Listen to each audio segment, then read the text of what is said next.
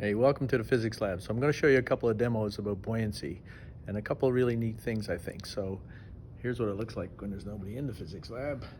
But I've set up a scale, so it's a digital scale. And the first thing we're going to do is we're going to weigh two things. I'm going to weigh a little styrofoam ball, and you see it reads 1.9 grams. And then I'm going to weigh a wooden block, and the block weighs 39.0 grams. Now I'm going to replace those things with a beaker full of water. Give it a second to settle down here, and I'm going to zero it, or tar it as they say in chemistry. And then I'm going to put the styrofoam ball back in. So the styrofoam ball, if you remember, had a mass of around 1.9 grams, give or take. I got it wet, so it might be a little tiny bit off.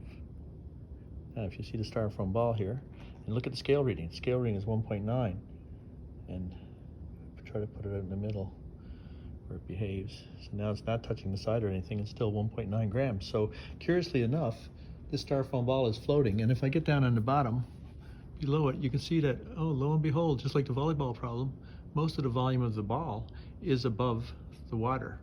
So really kind of neat. Is it 1/20th? Well, of course, that depends on the actual weight of the ball and everything else, but it's a pretty good approximation, I would say. So that's the volleyball problem. And so the interesting thing is that the object is floating, but yet the scale reading is the same as the weight of the object. So now I'm going to take the wooden block, which had and it's not going to sit right, so it's going to float the way it wants to float. But if you look, the reading is 38.6. Our actual reading was 39, but there's actually, if we get down below, there's air always trapped.